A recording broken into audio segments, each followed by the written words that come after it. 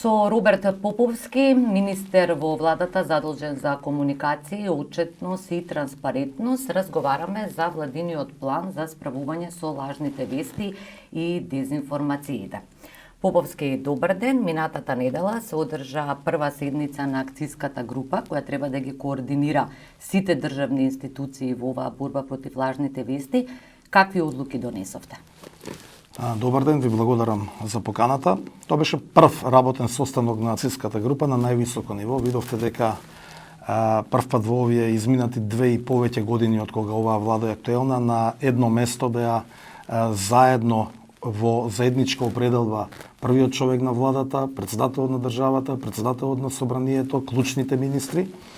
И ја имавме оваа иницијативна средба за формирање на акцијската група за справување со дезинформации и напади врз демократијата. Всушност тоа беше една формална средба на која што ги утврдивме генерално насоките во кои што ќе се движиме. Тоа се две. Прво е внатрешна посветеност на институциите, што се тие треба да сработат, како да ги подобрат своите механизми на заштита на информациите, начин на комуникација, информирање на вработените во институциите, како да комуницираат и помеѓу институции и со граѓаните, безбедносните протоколи кои што мора да бидат зајакнати, бидејќи гледате дека Македонија во овој период е во еден вид на специјална војна и од дома и од надвор, со ширење на лажни вести и дезинформации, во очи на очекуваниот датум за преговори и членството на Република Северна Македонија во НАТО, што значи дека тоа е прво домашна работа на институциите и тука е многу битно тоа квалитетно и практично да се направи, за да може навистина да бидат и безбедни информациите, брзи, навремени и граѓаните и медиумите да имаат веднаш пристап до сето она што ги интересира. Второто е заедничка активност со сите чинители во општеството. Лажните вести се современо зло или современо оружје за масовно уништување, така го нарекуваат развиените демократи. Јас со тоа целосно согласувам. И лажните вести се оружје кое што може да ве разори од најмалата клетка, од семејството, од состојбата внатре во вашата фамилија, па до состојбата во земја, држави, сојузи меѓународни и така натаму. Лажните вести токму тука задираат во на најниските страсти на луѓето, многу често се проследени со говор на омраза и токму затоа е потребна една масовна активност на целото општество.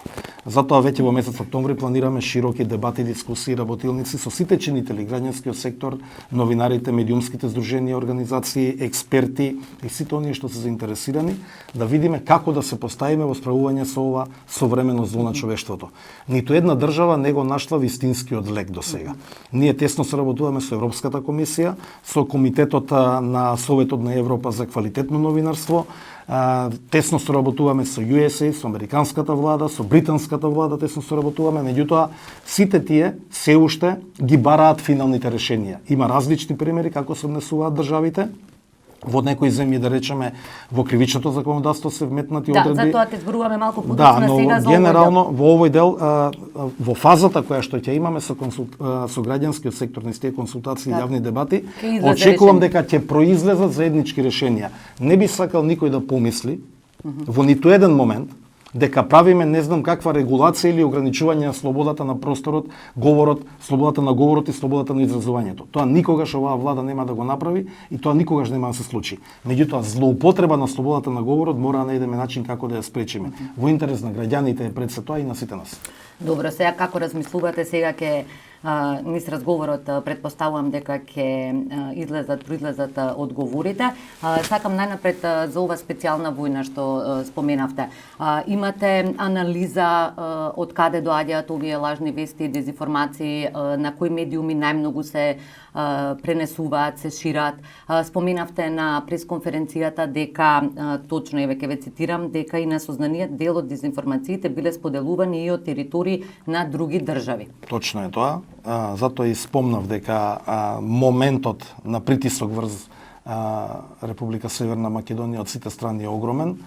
Има Мислите дека тоа е поврзано со влезот во па не секому му е пријатно дека Македонија конечно ќе застане на правиот колосек и ќе почне да го трасира патот кон Европската унија и членството во НАТО. Да, има такви сознанија. Не случајно во таа работна група од страна на институциите се и трите разузнавачки агенции со кои што треба да се споделуваат информации. Факт е дека најголем дел на дезинформациите или лажните вести се пласираат сега на социјалните медиуми и преку социјалните мрежи.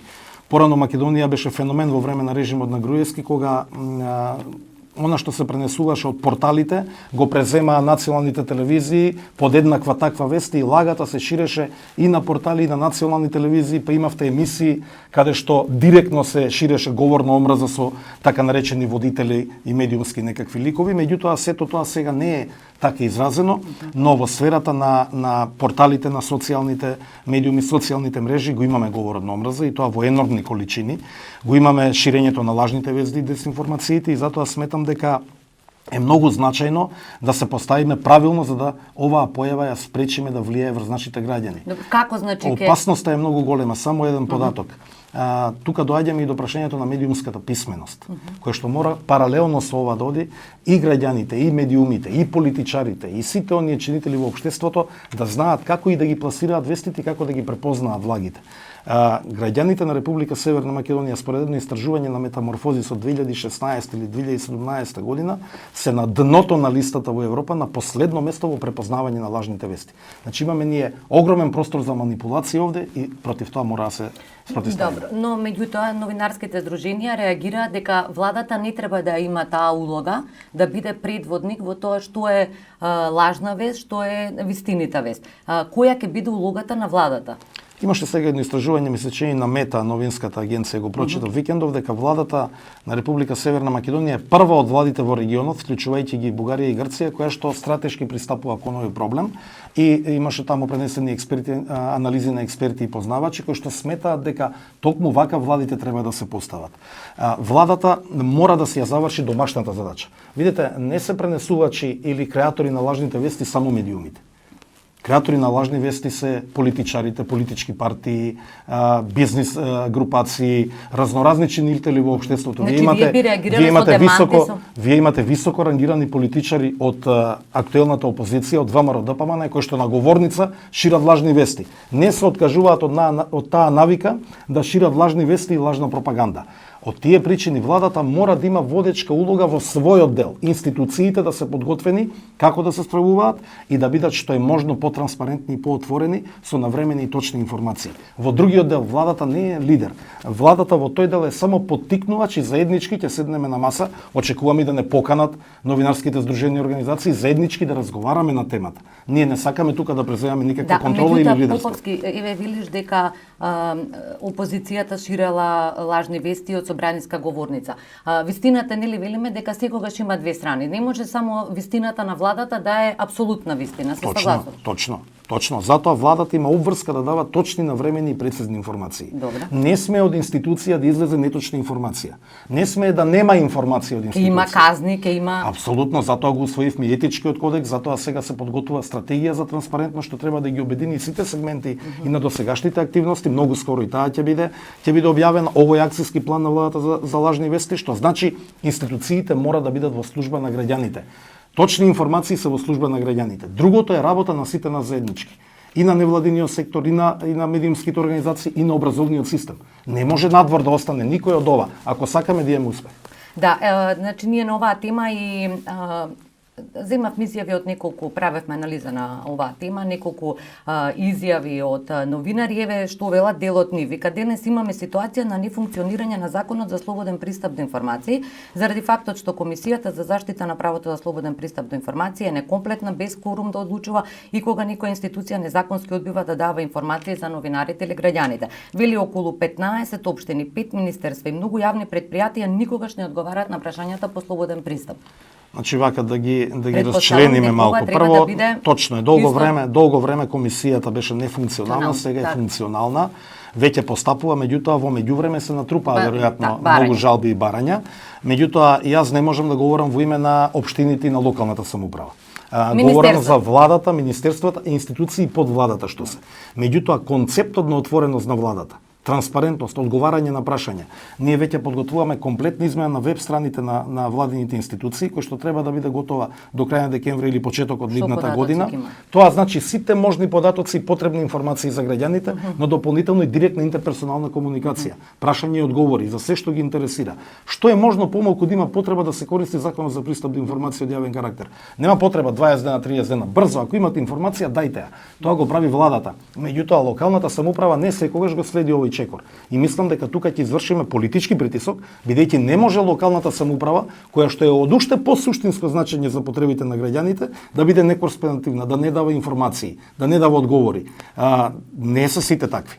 Имате општини кои што феноменално функционираат и се отворени и се врват, меѓутоа имате некои кои што се затворени. Има некои помалички, порурални што немаат капацитет, меѓутоа мораме да ги поправиме работите секаде.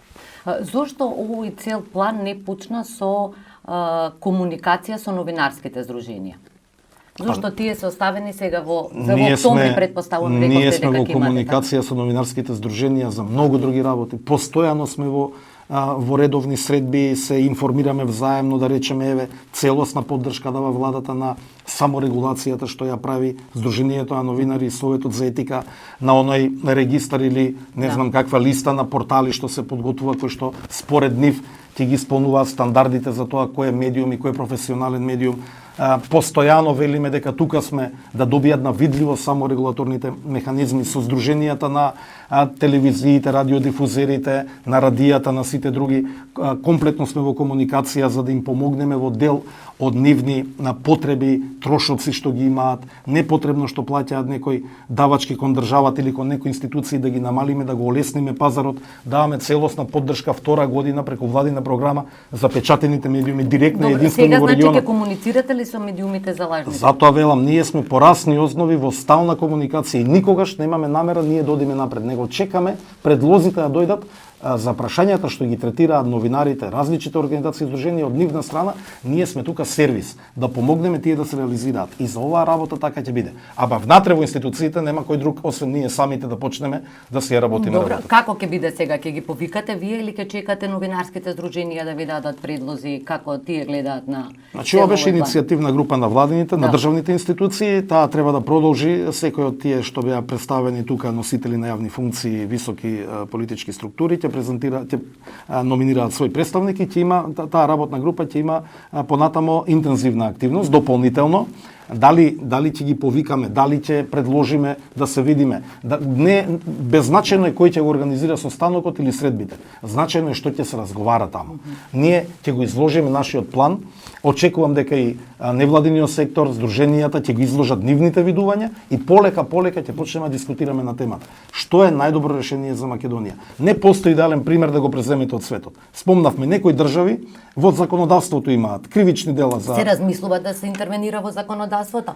Еве Франција значи, се е отворено. Франција, Германија има, Соединетите американски држави, Велика Британија. И тоа е апсолутно во Франција и ригиден, да речеме, законот. Значи Макрон го предложи, парламентот го прифати. Имавте во Албанија, за да има дури судовите можат да ги да одредат драконски казни, парични казни и веста веднаш да биде избришана. И во други држави го има тоа. И во други држави. Албанија направи обид да се интервенира во законот. Албанија направи обид, па имаше жестоки реакции против владата тамо за ограничување на порталите, некаква регулација. Добре. Има различни решенија. Значи имаат реакции кај видет точно.